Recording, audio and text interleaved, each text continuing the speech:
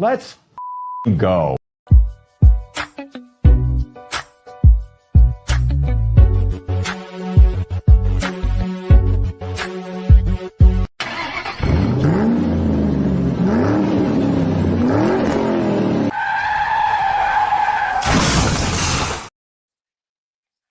Pittsburgh Steelers fans, we back in the building on another Wednesday night with another episode of the Pump Your Brakes podcast from the Steel Curtain Network, Fans First Sports Network. And in the building tonight, if you were just watching the Smash the Gas podcast on the Noll channel, you know, me and the homie Curb jumped out of that studio and into this one with the triple OG in the building, the homie Shannon White, triple OG. Shannon, what's up, man? I'm just excited about the show. I'm ready to roll. Ready to roll. Because we're going to be talking about the Steelers' legendary coaches. Of course, in most of our lifetime, Shannon. Chuck Noll was coach when you was born, wasn't he? Yes. You too, Curb, huh? Yep. Okay, y'all. Like I said, I think we went to high school together. Y'all have been upperclassmen, but y'all not. Y'all not older like that. We went to the same high school together. Yeah. But yeah, Curb, your graduation year? 87. Shannon, yours? 88. Lynn Swan, baby. Okay, yeah. See, and I'm 91. So yeah, I think I would have been a freshman. Shannon would have been a junior. Curb, you'd have been a senior, super senior. But yeah, fellas, man, Shannon, what's up? Hey, Fee, how you doing? TD Desinger, Reg's back in the building, revving the 901. Who said Curb being promoted to Pump Your Brakes, man? Rob said that. Curb, you got a promotion. Oh, man. Lucky me. Yeah, man. It's a jar devil in the building. Yeah. Oh man, Red said his draft class 84. He calling y'all. He calling y'all little fellas. Yep. Yep. Val Ford in the building. Mr. Woodsy in the building. Woodsy or Side? Give me the enunciation of that, Mr. Wood. If it's C, put SEE. If it's Side, put SIGA. So I know I'm enunciating it correctly. But Curb, you know, we were just on Smash the Gas, talking about S. Dredd jumped in the building. S. Dredd, 100% Cowher guy. Hey, I'm a fan of all three of the coaches that's been in my lifetime. So, you know, I'm just a little more defensive about Mike Tomlin. I think he's underappreciated, but still a huge fan of Bill Cowher, and Chuck Noll is the GOAT in Steeler coaching. So you can debate Cowher and Tomlin when we talk about it. We'll get into that stuff. But Chuck Noll, 4 of them rings on your finger. That's right. Bah, bah. You know what sound that is? That's the GOAT sound. Yeah. So, fellas, Shannon, we was talking about the Steelers defense. We'll smash the gas for a lot of that show. We've been over here now about 5 or 6 minutes. So we want your thoughts on the Steelers defense. And the question was, Shannon, in that show, how important is the Steelers defense to the 2025 season? Your thoughts? Well, I always think there has to be a balance. The Steelers defense has been carrying the load since probably 2019. And before that, the offense carried the load. They haven't had balance. They had the killer bees and lack defense, and then they had the defense, and they didn't have the offense in the last few years. So they need to find more balance. But 2025, hopefully the defense will feed off an improved offense, which the offense will have a better time of possession, hopefully score a little more. I mean, I'm not expecting, the greatest show on turf or any of these great offenses we've seen in the past. But if the offense could just be functional and hold up their end of the bargain, I think the defense can really take a huge step forward this year. I completely agree with you. I kind of said the same thing. One of the things I said in the last show was that a rested defense, a less fatigued defense, by being able to string together some first downs, right? Uh, boxing man one loves you, Shannon. So Hey, he give Shannon respect. Mm. definitely. You're loved. And I agree with Dresden. Uh, Chuck Noll is the Godfather, which is why you say Godfather, I say GOAT. He say Cowher raised him. See, I feel like I'm old enough. Well, hell, I'm 52 years old. I think the Steelers had those three coaches 52 years. So I kind of like got a third of each of them, right? Yep. I mean, Noll was there till like 91. Yep. So I graduated in 91. Then Cowher came along right after I graduated, was there till I was like, for 16, 17 years, I was like 34. And I'm the same age as Mike Tomlin. He's like 6 months older than me. So, and I've been with Tomlin through his journey. So yeah, I'm old enough to remember Noll. I know what Noll was doing in those glory years and all those stuff like that. But the defense, I agree with Shannon, and I said the same thing. More rest, less fatigue allows them to be more aggressive and have more juice to go later in games. I think schematically they'll make some adjustments and play more aggressive. And because they got a quarterback, they don't have to just play it close to the vest, keep games close. I think they can go out and attack other defenses, put points up, and let the defense hunt. With a more competent offense, you would hope that Tomlin and the coaching staff would feel more confident to be more aggressive. Yeah. You have to take some risk to put points on the board. You can't always play it close to the vest. But if the offense is improved, like we hope they will be, the defense can be a little more aggressive. Like we say, play some more man, bump and run, and give that pass rush a chance to get there. I mean, we could see something big this year. Go ahead and share your thoughts again on the defense. I mean, I agree with Shannon said.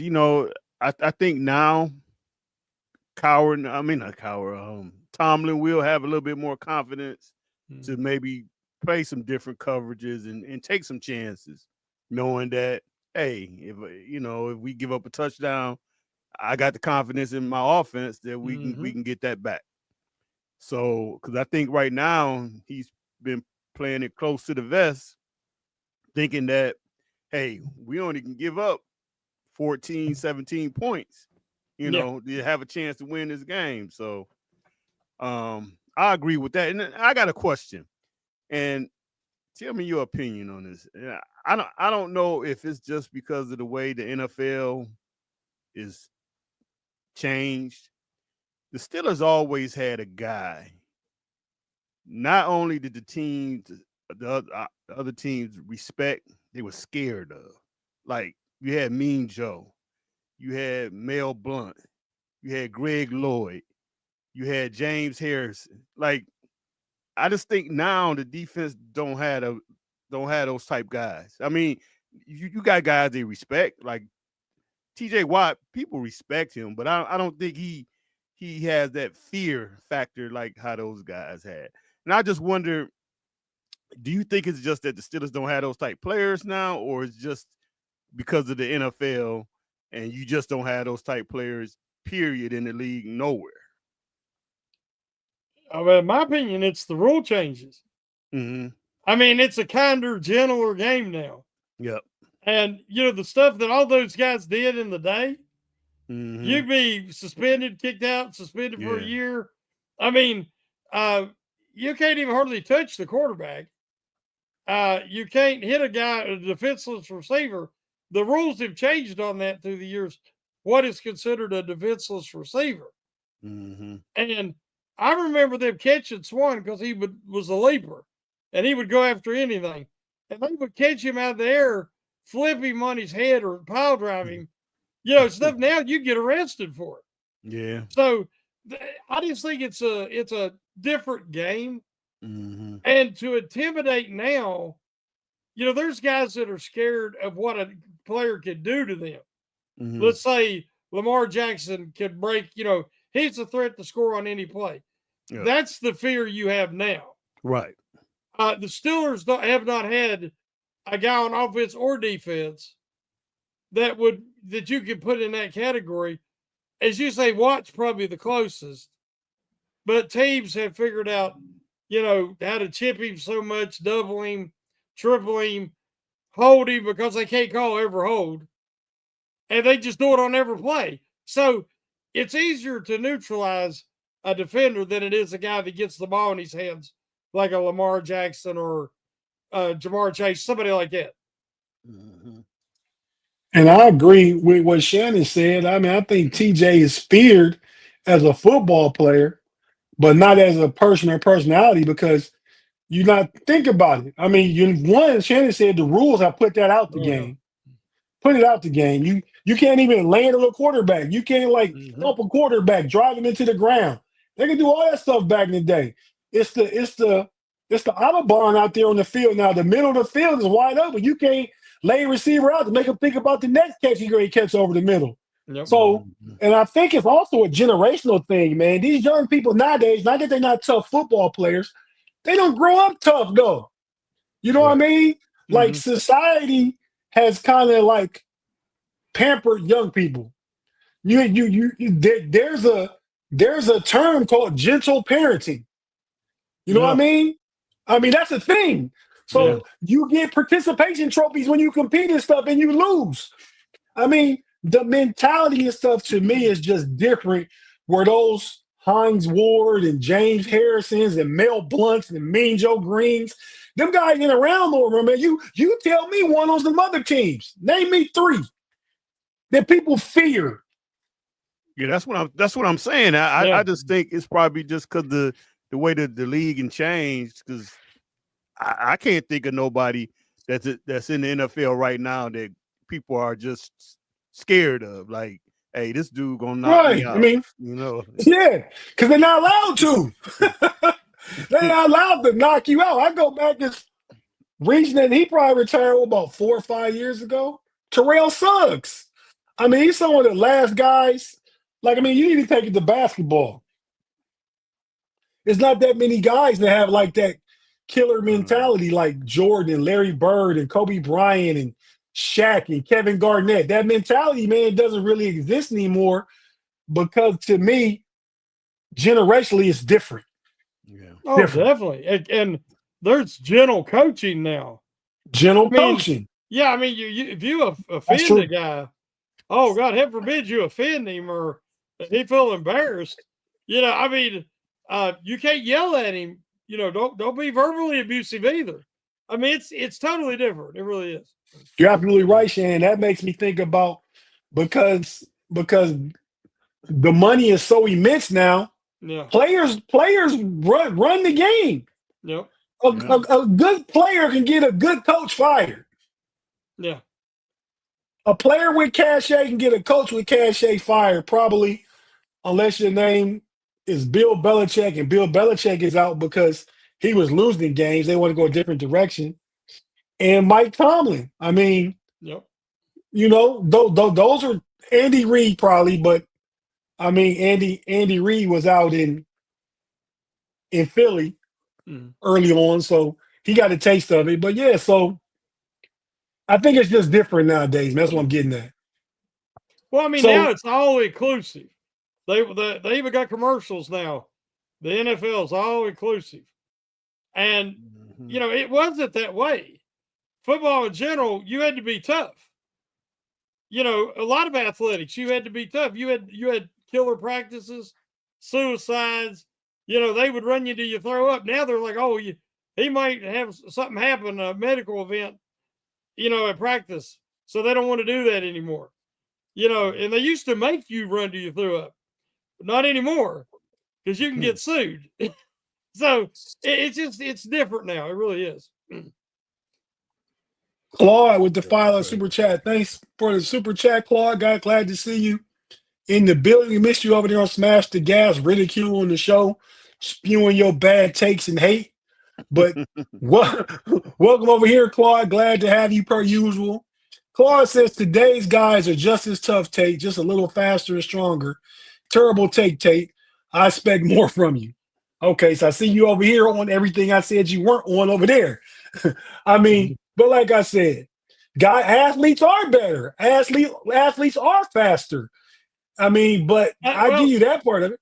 My argument with that is I've heard people say Jack Lambert too small to play in today's NFL. That's nonsense. The difference is nutrition. It is workout facilities. It's knowledge about building cardiovascular, resistance training. It's hyperbolic chambers, everything they have now. Yeah. And the millions and millions of dollars that these guys have at their disposal to put into their body to make themselves the best they can be. The guys in the day, which we're going to talk about, with Chuck Noll, I'm going to talk about him later. They had to work two jobs in the offseason because they didn't make crazy money. They were eating normal food. They didn't have a personal chef.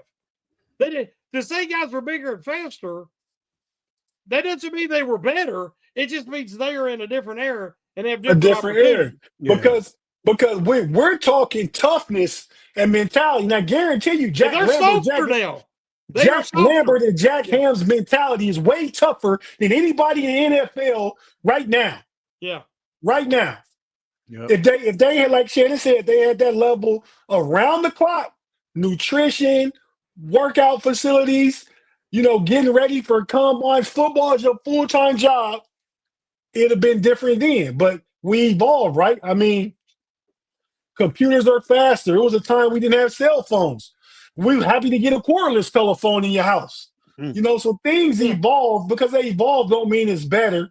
Just means it's newer. The athletes are newer. And because of these new implementations and revelations, they get to be better athletes because of it. But the toughness and mentality is not even close to what it was back then. No way. Absolutely. So, yeah. So, fellas, we're going to go ahead and jump to our first break. Thanks for that super chat, Claude. Let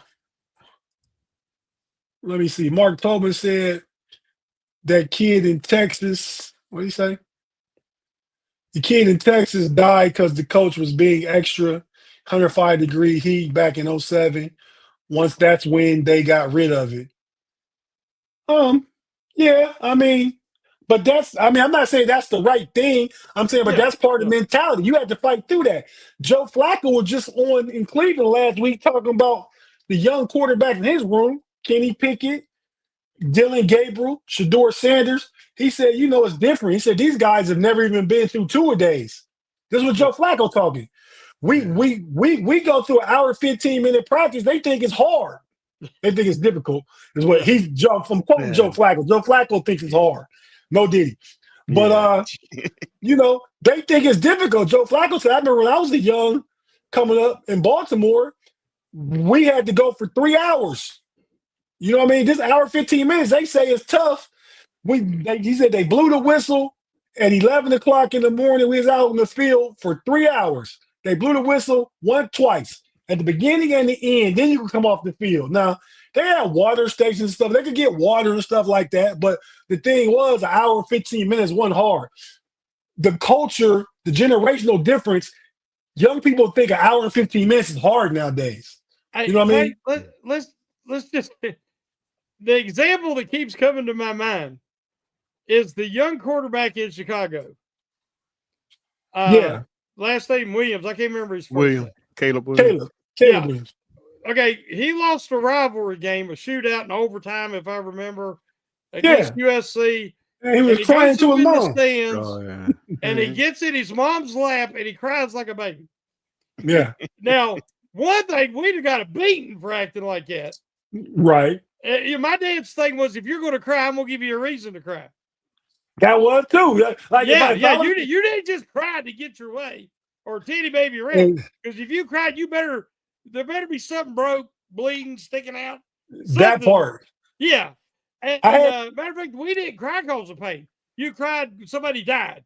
But that was about it. I, So I have to say some of the same things. Like he was up here today. Well, both of them was my nephews, and you know, my sister is a great parent, but they're a little nicer to the kids. And yeah. he was mad. I got all like an arcade set up in my house, so they're playing the games and stuff. And he whining about something like, man, what are you crying about?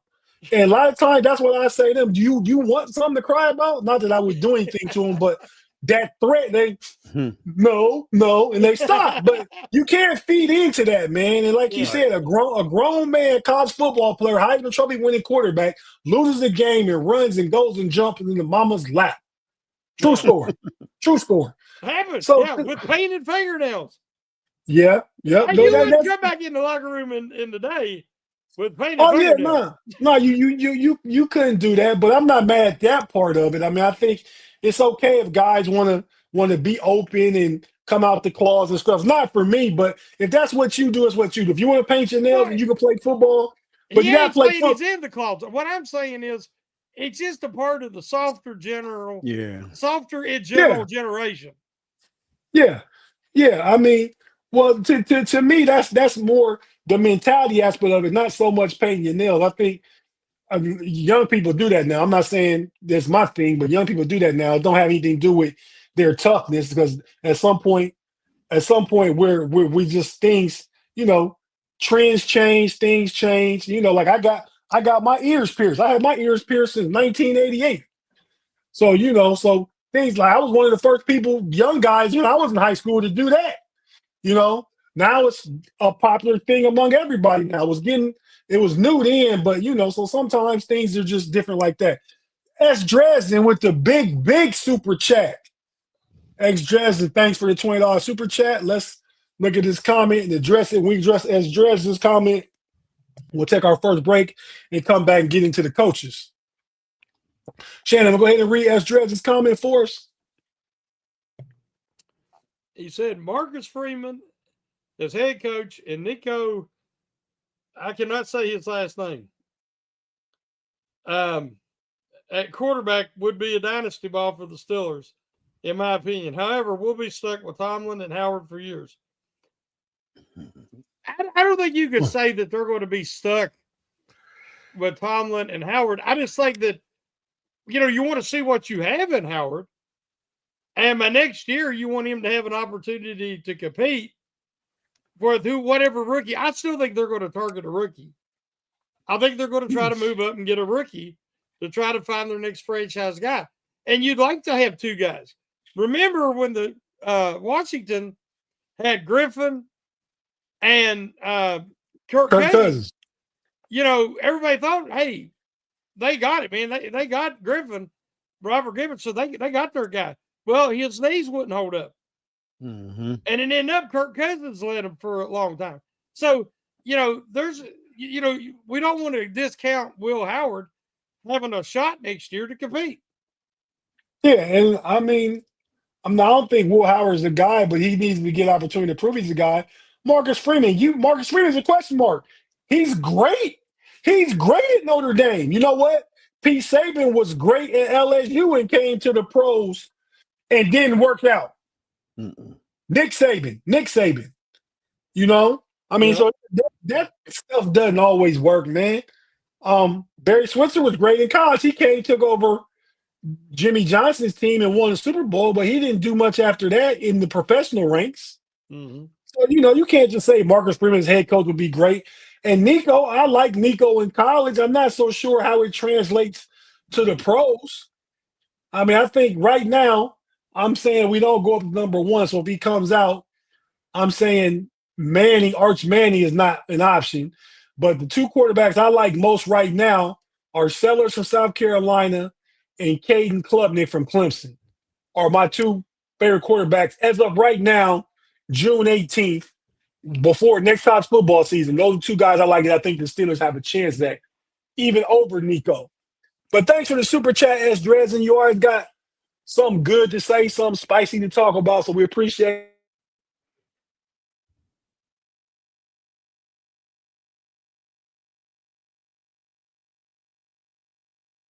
We lost your sound, Tate. Yep. You're I'm muted. There you go. My bad. I was trying to click Dres's comment off. I guess I clicked my mute button on accident. But no, I was only saying that about to take our first break. If you're watching on YouTube, we're not going anywhere. Stay with us. If you listen on audio platform, wherever you listen to your audio podcast, be it Apple, Spotify, Google, iHeartRadio, Amazon, wherever you listen, we're going to hear a few words from our partners and advertisers. We'll be right back after this. Stay with us. We'll be right back for more Pump Your Brakes on the Steel Curtain Network.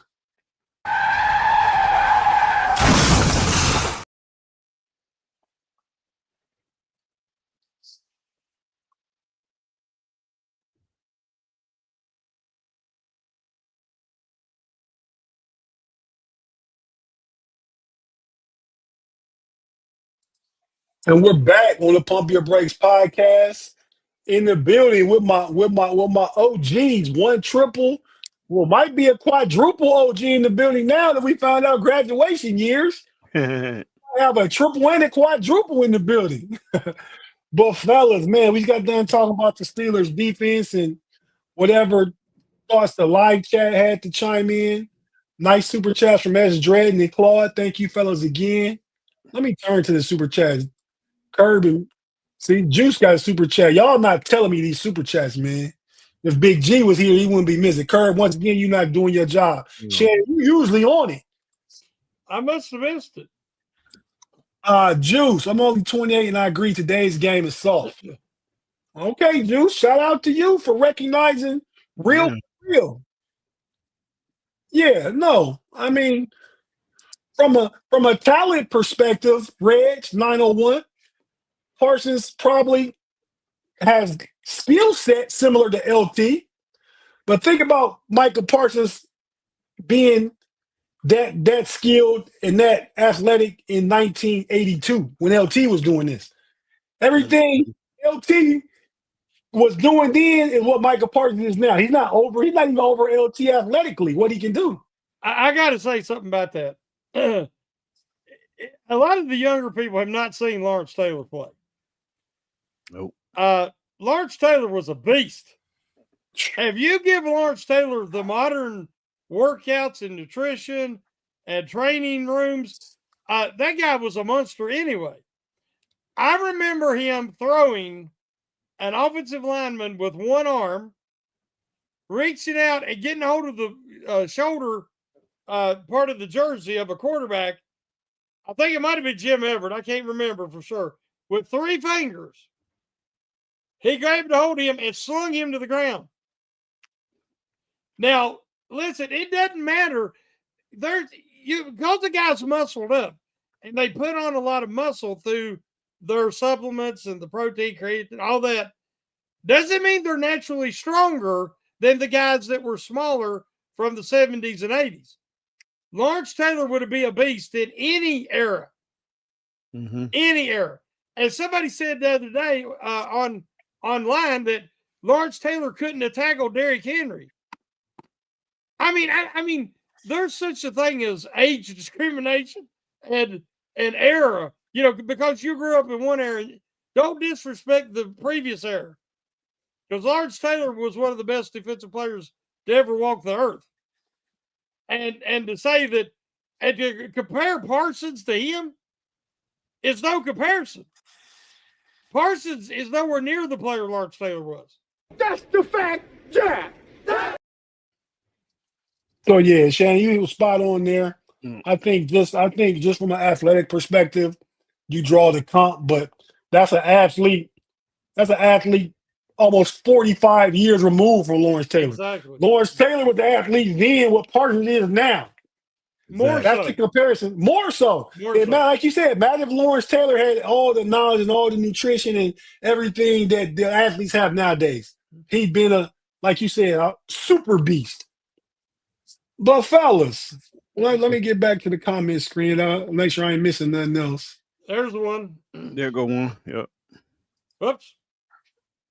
Thanks, said Shane. it's Juice Bellamy, $1.99. He said LT is arguably the greatest football player ever. You can make that argument. You can make that argument. He was that dominant. Yes, he was. That dominant. I mean, from a defensive perspective, he's top 3 in my book. Yes. Yes. You know, and that's just quick off the top of my head. And I mean, not even considering all positions, because there's great players at every level, every position, linebackers. I mean, but just difference makers as football players and their sheer talent. And with that, you got to go with size and skill and demeanor. My top 3, just off the top of my head, shout out to my boy first, Mean Joe Green, Lawrence Taylor, and Reggie White. That's off the top of my head. But they those got to are be 3. in any argument. They got any argument. That part. So yeah. So fellas, let's get into these coaches, man. The Steelers are one of few franchises who don't always make a change at the coaching position. And some people like it when it's going good. You like it, right? When it's going good, when things get a little tough. Chuck Noll had a rocky start. Chuck Noll had like a 1-12 season, or 2-12, 1-13 maybe is what it was. 13, yeah. Like his first 2 seasons, like the Steelers were really bad, but they turned that around with the additions of Mean Joe Green the next year of number 1 overall, because they were sorry. Last time the Steelers had number 1 overall pick, they drafted Terry Bradshaw. They got their franchise quarterback guy. And Chuck Noll was great for 17, 18 years after that. You know? Won 4 Super Bowls. Great coach. And let's hear. Let me ask Shannon this, because Shannon's a Steeler historian. Shannon, do you know who Chuck Noll's last coaching matchup was against, his last one?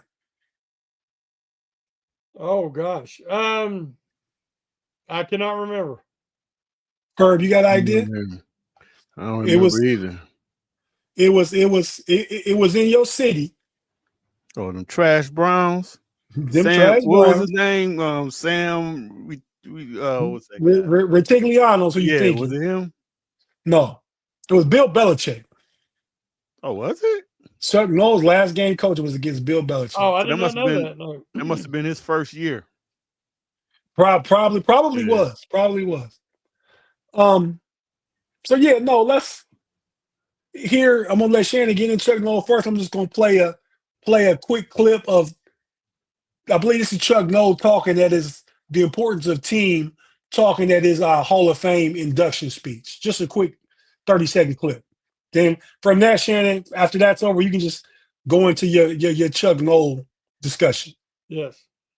The only thing that I can say is thank you. I mean, this is to everybody, to the city of Pittsburgh, to the coaches that I've been associated with through the years, to the players, especially the players, because those are the guys that make it happen on the field. Those are the guys that meant our success, and it's been great memories, and it's been just a real upbeat experience for me and for my family, and I'd like to again say thank you. So yeah, he's thanking Pittsburgh right there. I had another clip where he's talking about the importance of team and everybody doing their job and stuff like that. But Shannon, you go ahead, man. Well, when you told me a few days ago to be ready to talk about Coach Noll, I said I'll be ready to wax poetically about the end of Jazz. Chuck Noll, I always say that Mean Joe Green was the foundation of the Steel Curtain dynasty. The perfect confluence of. Oh, Shannon, perfect segue to include S. Dredgen's comment in what you're talking about. He said, yeah, for $5, said Noll built a dynasty from the ground up. No other coaches, players, or journeymen. Exactly. It was the perfect confluence of events, and that you took an unknown. The Steelers are famous for finding coaches that are unknown guys who are super intelligent, super talented, and they give them an opportunity, and it's worked out each time. But Coach Noll, we got to remember that he started out as a player at 6'1", 220 pounds. And he was a linebacker and an offensive lineman. And he was undersized wherever he played during an era that he made $5,000 a year. And then in the offseason, he was either a high school substitute teacher, and he also sold insurance. He was, you always hear the comment about, there's a bunch of guys on cutdown day that are going to their life's work, as Coach Noll would say. And a lot of them would go in selling insurance. Well, Coach Noll knew about that because he did sell insurance. And when he played, he was smaller than a guy that he blocked for, Jim Brown, with the Cleveland Browns. He was smaller than the running back. But he was a fiery guy. He was a fighter. He was an overachiever. But he was brilliant. And he was the guy who would take the plays in.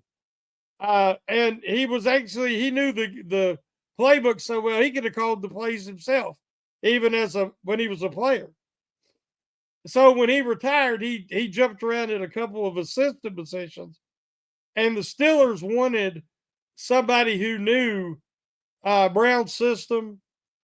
And so they hired Coach Noll and said, hey, this is the Steelers were the laughing stock of the NFL. And he come in and he built them from the ground up. And he did that by building on a young man named Mean Joe Green. And he built defense. He built toughness. He built teamwork. They were no longer a laughing stock. Nobody wanted to play them because they'd always been tough, but now they were tough and talented. And we're talking about an era there was no free agency. You couldn't have quick turnarounds in a year or two by signing the right guys. You had to draft these guys. And the Steelers had long been known for a team that drafted guys from local schools, especially Catholic schools. And so Noll's like, no, we're going to look everywhere. We're going to look under every rock. And they would look at the black colleges and find so much talent that become Hall of Famers for the Steelers. And he built a team that respected each other, that respected the emblem on their jersey and on their helmet. And they put teamwork and teammates first. They put the common goal first. And listen, these weren't a bunch of choir boys. I mean, they had guys that had a rap sheet. They had guys that, were famous for, Mean Joe, you got his nickname for a reason. They had Fats Holmes. They had different guys that had some issues, but they played and they stayed together as a brotherhood. Noll built that toughness. He installed an offense. He built the greatest defense, in my opinion, in NFL history. And he totally built the culture from the ground up, which in today's game, we always say that Terry Bradshaw would not have been around long enough to get through the first few years where he sucked to become a 4-time Super Bowl champion. I wonder if Coach Noll would have made it through in today's game, because, they didn't get better that fast. It took to 72 for them to really kind of turn it. And even then, it was mainly on defense and the running game. And the Immaculate Reception was that moment, the moment that put the Steelers to where the people of Pittsburgh and the fan base could believe that this could be something special. And then we know the rest is history. And I want people to understand that in the 2 years, they won 4 Super Bowls in 6 years. The 2 years they did not win. In 76, they had the best defense I ever saw. But they had 2 terrible injuries during the postseason that kept them from winning that year. And the next year, they had both wide receivers out. And so what I'm saying is they could have easily won 6 Super Bowls in a row. And then we wouldn't be having any discussion about the New England Patriots being up there with the Pittsburgh Steelers. Because, that team was that good. We'll never see that again. Because with free agency now and the way players move, you can't keep a dynasty together. you got like a 3 or 4 year window tops. And then if you do continue to win, like the Chiefs have done, it's because you make smart replacements and you look ahead and you don't keep a guy too long. The game has changed. The rules have changed, as we talked about earlier. But Coach Noll has to go. You got Bill Belichick. And right there with Bill Belichick, in my opinion, has to be Coach Noll as the greatest, because he could have won 6 in a row. And he done it in a time to whereas the money was different. As we said, the training was different. Everything was different that way. And to maintain excellence, when you had to build and maintain only through the draft, and you're picking last or next to last every year. So Coach Noll was on a different level, in my opinion. And when you talk about the all-time great Steeler coaches, it's got to be Coach Noll. And I'll leave it at that. Nah, just to piggyback off what you said, Shannon, I agree with the comment. Who was it from? Was it from S. Dresden? Somebody said that Noll built the dynasty from the ground Yeah, up. it was Dresden. Mm-hmm. Yes. And he did. He did. Came into a bad team. You go 1-13, and I think his best season in his first 3 years was like 6-8, maybe. Something like that. They went 5-9, and then they went 6-8, and then they had the 11-3 year 72. And then look back. Yeah. And then look back. So I agree with you. The Steelers as the organization, the chief, Big Dan Rooney, Yeah.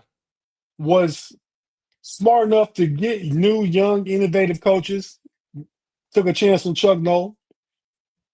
The Steelers front office, probably Dan Rooney had his hands on everything. It's like he was the owner. He was the guy, right? Yep. Making decisions. Was smart enough to listen to the draft strategy with and have Bill Nunn as a scout, one of the best scouts of all time.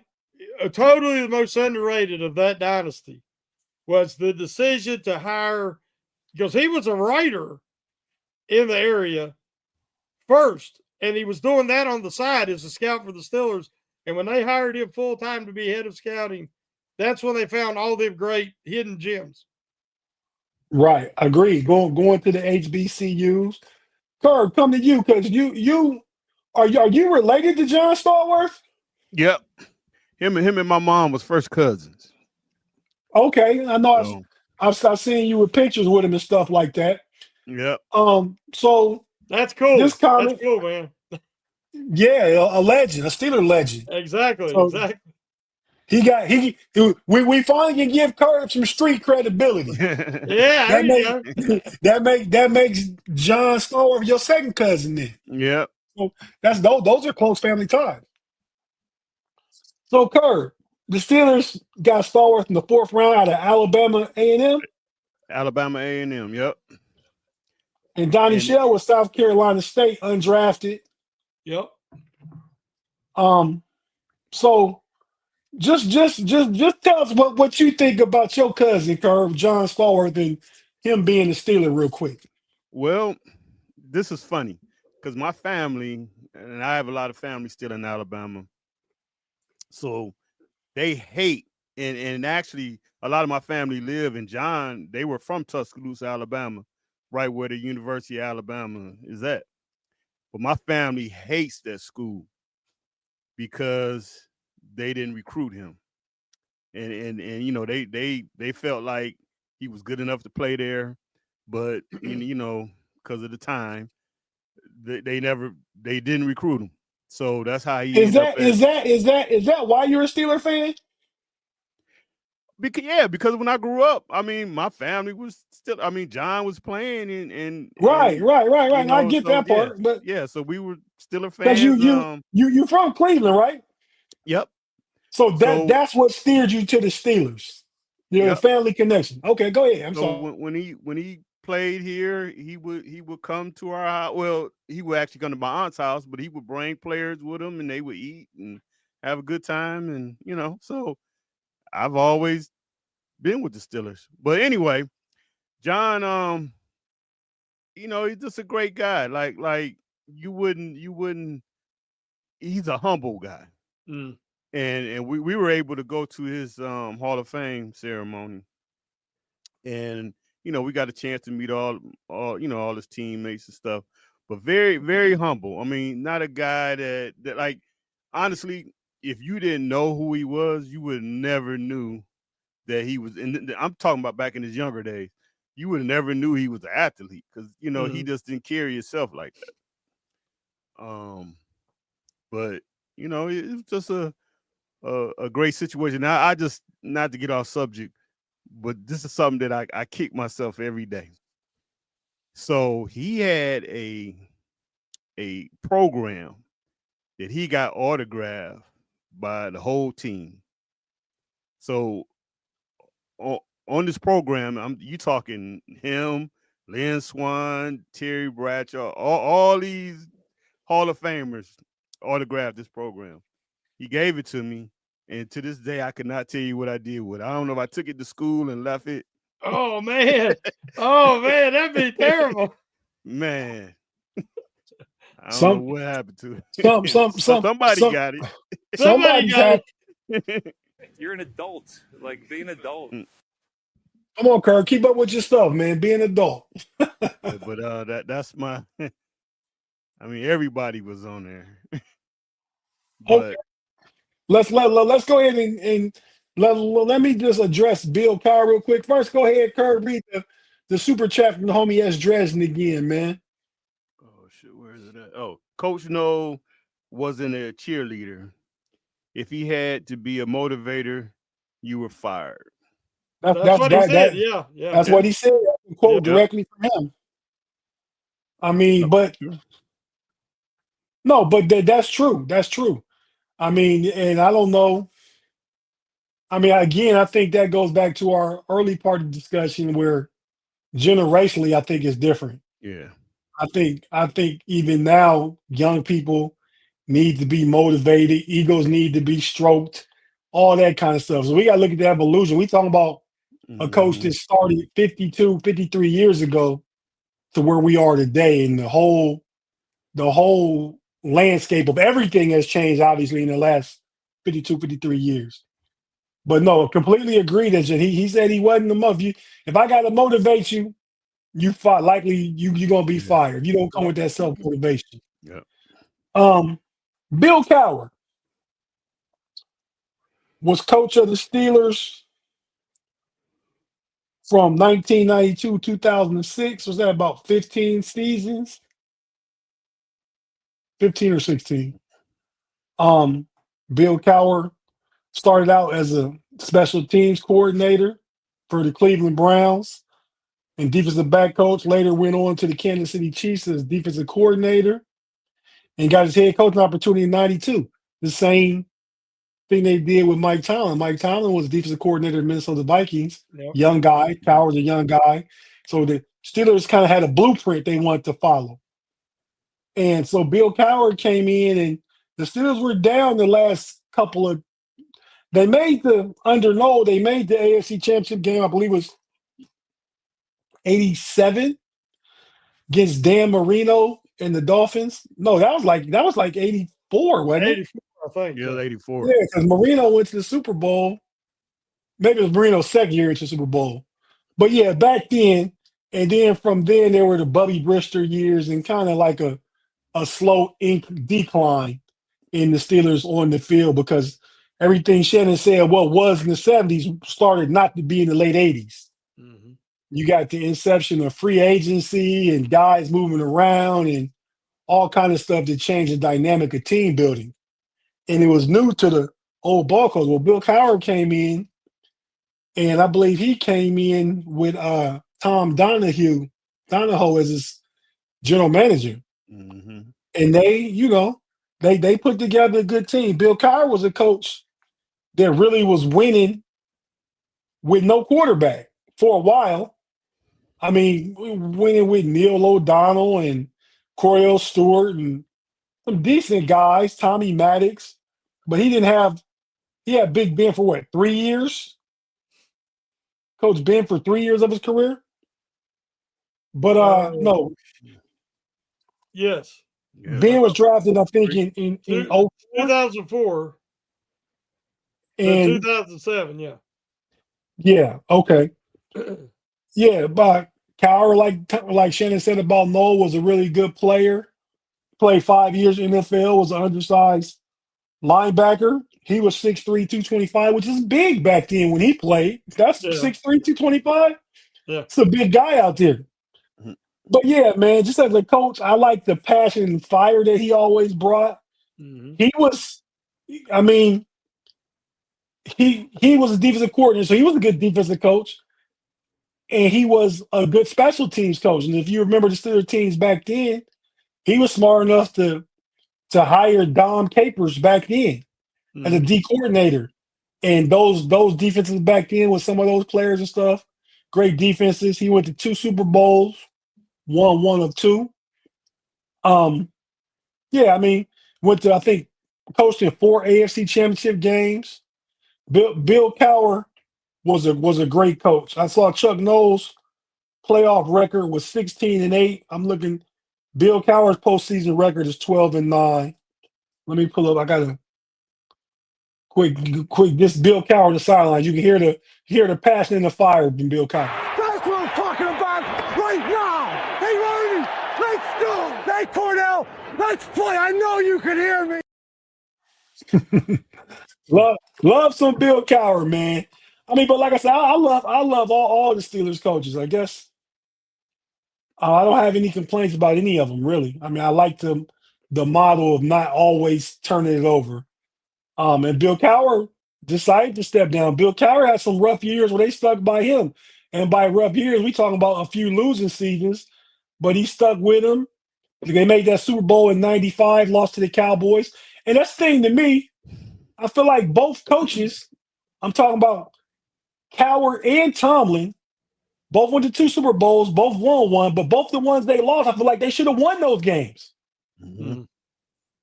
The Steelers should have beat the Cowboys in 95. The Steelers should have beat the Packers in 2010. I go to Neil O'Donnell in 1. I go to Rashad Mendenhall in another. So, really, the Steelers should be undefeated in the Super Bowls as a franchise. But yeah, Bill Cowher, all-time great coach. I don't want to take Curb's last 10 minutes to talk about Mike Tomlin. So, Curb, I'm going to pass the mic to you. I'm going to go ahead. No pun intended. Pass the mic. I'm going to throw it over to you, man. And I'm going to go ahead and hear just a clip from Mike Tomlin with some of his Tomlinisms. Then you can go ahead and get into Mike Tomlin, your thoughts, and we'll address any comments in the live chat for about 8 or 9 minutes. The secret is there's no secret. I think we're all looking for shortcuts, a winning edge, and so forth. And I always want to impress upon the rest of the staff and the players themselves that this is a process that we're going through. And although we're looking for the winning edge, shortcuts aren't one of them. Number 2. Tedious repetition of routine actions make us great. I'm just trying to find an artful way of capturing their attention to say, man, you got to come ready for the work every day. The bottom line is there's certain things that we're going to do every day, and it might not be interesting, but it's very necessary. And so I want to sell that. Yep. Hey, guys, I don't have time for that speculation. I mean, that's a joke to me. I got one of the best jobs in all of professional sport. Why would I have any interest in coaching college football? That'll be the last time that I address it. And not only today, but moving forward. Never say never, but never. Okay, we got a super chat from homie S. Dredden in the building again. Thanks, Dredden, for your participation and putting stuff in the super chat and stuff. We really appreciate you, man. Respect Coach Cowher, second greatest Steeler head coach of all time. Again, he's definitely in the discussion, but him and Tomlin are both in the discussion for second. It just depends on. I mean, I don't know. Obviously, Cowher is your favorite. I'd say Tomlin is my favorite. You know, I love Cowher. I love Noll. I already said Noll's the GOAT. That's just going off resume. Mm-hmm. Coaching styles and stuff like that. Love both Tomlin and Cowher, but I'm kind of a Tomlin defender. Corb, I'll let you talk, but Cowher is great. I can say we can say a tie for second for mine. Just brought up the Super Bowls. Both went to 2. Both won 1. Both probably should have won 2. So thanks for the super chat, S. Jez in the 5. We really appreciate it. Curve, go ahead with your information on Tomlin. Well, this is what I say, and I had to put this together real quick. The thing with Tomlin is this. I mean, he's probably the Curve, real quick, super chat. Another 5 super chat. S. Jez said, Cordell kept Coach Cowher out of 2 more Super Bowls. I'd argue that John Elway and Tom Brady kept him out of Super Bowls, but go ahead, Kurt. So the thing with Mike Tomlin is, and I think Cowher probably caught it at the tail end. So really, Tomlin is really like one of the first coaches that had to really deal with free agency. And at that time, Pittsburgh Steelers really wasn't dealing with free agency. They were losing guys, wasn't bringing guys in. So he had to deal with that. Fortunately for him, he came in, he had his quarterback. So that put him on a good track. Like we said before, the game has changed. So Tomlin is a different type coach. Because like you say, the things that probably Cowher, some of the stuff he did probably will work now, but Chuck Noll wouldn't work today with the type players that we have now. Where Tomlin, he relate to these younger guys. He relate to, because at this point he got younger kids, so he relates to these guys, and so I know a lot of people don't like his situation. Just as like what I never understood was people say, well, he won with Cowher players. To me, the biggest indictment would have been if he had those good players and didn't win. Like I don't understand why people try to hold that against him. I would hold it against him if he had these players and didn't win. Then to me, that's an issue. But he inherited some good guys and he took them to that next step. So again, that's something else that I don't really see why people hold that against him or try to down him to say that he won with Cowher players. He has 11 more games. If he wins 11 more games, he'll be the Steelers all-time winning coach. He'll pass Chuck Noll up. Now his playoff record, he's under 500. So if you want to ding him, I guess you could ding him for that.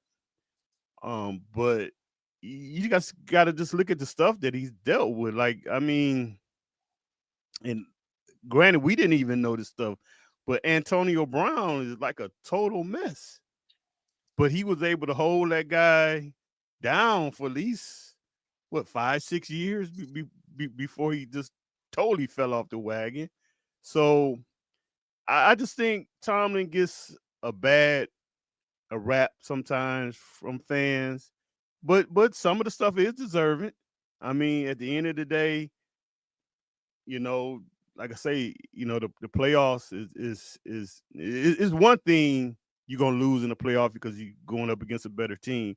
But in the last few years, the Steelers have been getting smoked in the playoffs. Mm-hmm. So at the end of the day, that's his responsibility, and that falls on him.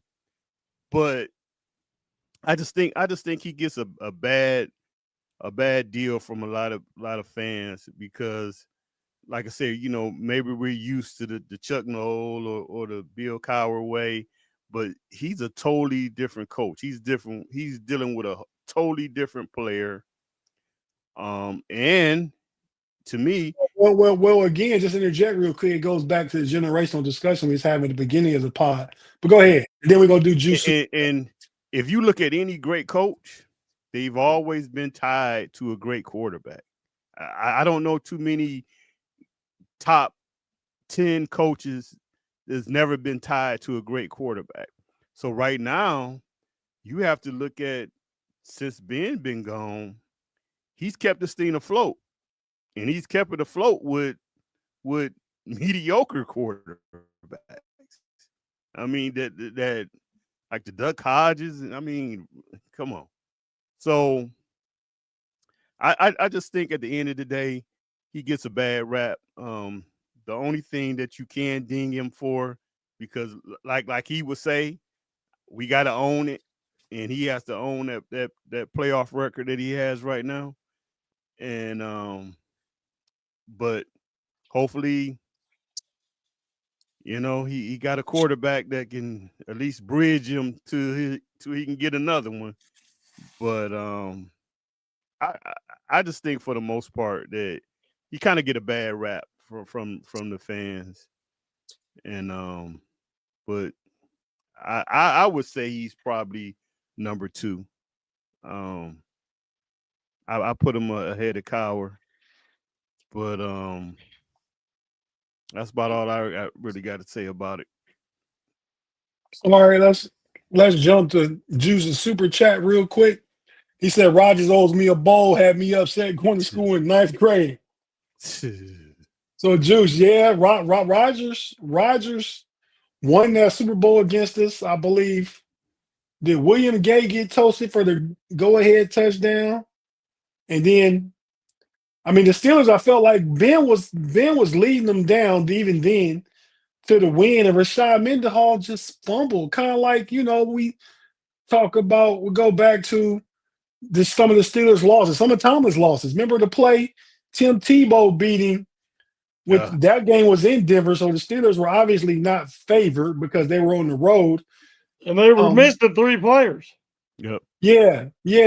And Demaryius Thomas, RAP, caught that crossing route, took it to the house. That's when overtime was like it was. There's that loss. Now, the Steelers did get BTA, belt to behind, quite a bit by Jacksonville. Blake Bortles, you shouldn't lose to him. The game against Cleveland and Baker Mayfield COVID year, no home field advantage in the stands. This first snap of the game, over the head, Cleveland touchdown. Being through for 500 yards, but through 5 interceptions. Some of these games are anomalies now. You lose Josh Allen against Mason Rudolph. You don't expect to win that game. You lose prime Patrick Mahomes against Ben Roethlisberger in Kansas City when Kansas City was starting to become a machine. So, just some of those things. Go ahead, Shannon. You got something to say? I was going to say, Stiller Lee, well, I had it up there. Oh, put it back up. I did that one. Here it is. Well, shoot, fire. I'm clicking it. You click it. Are you bringing it up or am I going to bring it up? There it is. No, that's not it. Okay, Steelers. There it is. It said it's Stiller Lee for $4.99. We finally got it up there. Shannon, was there a lot of heat on Cowher for the losing seasons back in the day? Because it seems there's amnesty with the fan base about him. There was definitely heat. Yeah. Because we didn't have social media to this degree. But there was tons of heat in the local press, in the fan base around the country. That one of the biggest was that he loved Cordell Stewart too much. He kissed him on the sidelines, for Pete's sake. And everybody thought that he had this love affair and he wouldn't replace Cordell, even though people wanted to see somebody else. Because just as now, we see some of Tomlin's limitations, some of his stubbornness and unwillingness to change. The same was said back then about Cowher, because he was fascinated by what Cordell could offer, the explosive plays. But there was times in a pre-snap read, you would see his eyes, and you could tell that Cordell wasn't reading the defense. He didn't recognize what he saw. And you knew before the snap that something bad was potentially going to happen. And that's usually when you got those interceptions, or turnovers. So, the only difference is people still complained about Cowher, but there just wasn't as much social media available, so it did not have the same impact. I never thought about it like that, Shannon. And I think you got a good point right there. I mean, the fish bowl is smaller now. Yes. You got more voices, you got more noise and all that stuff like that. I never really thought about it like that. I thought it was the difference specifically in black and white, but there's a component to what you're saying that I completely agree with. I can see that being part of it. I think we talk so much about the racial aspect of the coaches because there's a small element of people that are just going to be racial regardless. I That's mean, true. and that's what they see. It doesn't matter. But it's, to me, it's such a small. I don't meet these people. I do not talk to these people. The only time I ever had to deal with them was like when I was writing articles and in the comment section. And I quickly learned, because it was repetitive, no matter what, if it was a black player, the criticism was much worse than if it was, a white player or another player. So, Right. but I just think that's very minuscule. I think what we're seeing now is the criticism of Tomlin seems so much more volatile, and it's more relevant and out there because just social media is out there. And now people, you don't have to have any sense to get on social media and put your nonsense out there. And the thing is people still read it, and it creates conversation. But half the time they're not smart enough they can't even spell it right. They're trying to be insulting, and they can't even spell what they're trying to insult somebody right. So, I mean, I just think that we give too much credit and credence to these people, where if we would ignore them, because listen, the average Steeler fan just loves the team. They love the players. They want them to be successful because they got that uniform. And we root for these guys. Even if our personalities are different, we still root for them, regardless of color, creed, religion, whatever. And we're spoiled. And 2 weeks ago, 75% of Steeler Nation wasn't a fan of Aaron Rodgers. Now we behind. Yeah, I'll be rooting for him. I've never been a fan of Aaron Rodgers, but I'm rooting for him now. Right. Claude's comment. Thanks for the super chat, Claude. The 5. Tomlin has 6 different starters for his Super Bowl win. Named the 6 guys, and great show. Thanks, Claude. Once again, we appreciate you, bro. What's he saying? Shannon said 4. Tomlin had 6 different starters than what was in the previous Super Bowl. Cowher's guys.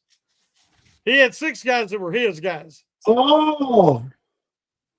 So Tomlin went to his first Super Bowl was against Arizona. That was 2008 season. Yeah. That was 2 years after Cowher. Yeah. So you're saying 6 stars in that team Cowher didn't have. Oh, I'm going to say, and I don't know, Claude. Maybe you can let us know. I'm going to and we can all guess together. My first one is, I would say, is it Santonio Holmes? I would say Holmes. Yeah, Holmes. Darnell Stapleton, offensive line. Okay, good one. Lamar Woodley. Yeah, almost all those defensive guys. James Harrison. No, he was a carrier. He was there. Wasn't he there one time when Cowher was there? He was a special teamer. They let Joey Porter go to let him get his start, but I think he was there. But he still would be a different starter, so you're probably right about that. Because he wasn't a starter for Cowher. Who was the corners? Ike Taylor and Deshae Townsend.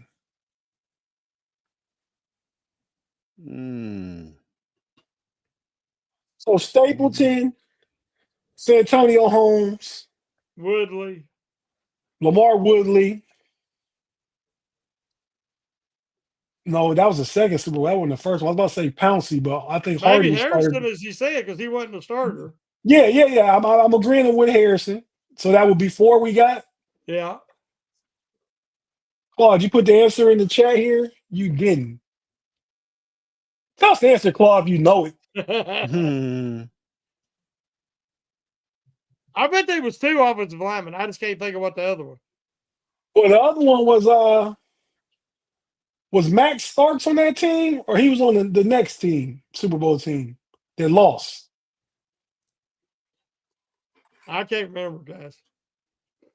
Yeah, that's a good question, Claude. Now, provide us the answer. But fellas, man, make sure I didn't miss no more super chats. Thanks everybody for joining. Okay, Timmons. Claude put Timmons in there. San Antonio was right. We said San Antonio. Oh, Willie Parker? Willie Parker, yeah. No, Willie was in the Seattle. He had Yeah, the he long played in run. Seattle's Super Bowl. That was He under did. Cowher, so Yeah. it wasn't Willie. Who said who? Okay. Parker is not one. We're still missing one. We are. I think Brett Keisel is not one. He was there under Cowher. Who started on the other side of San Antonio? Hines Ward. No. Yeah, he Somebody did. said Ryan Clark. Hines Ward was in the Arizona Super Bowl? Yeah. Did Ryan Clark play against the Seahawks? No, he played against Seahawks. Safety back then was your boy that went to Tennessee from Florida State. Hope. Chris Hope. Chris Hope. Yeah. Chris Hope. Yeah, I don't know, man. Great question, Claude. I think we got him covered. We might be off on one, but I think we got him. As Dredger said, Holmes was drafted by Cowher. Not saying he was. That's just one of my guesses.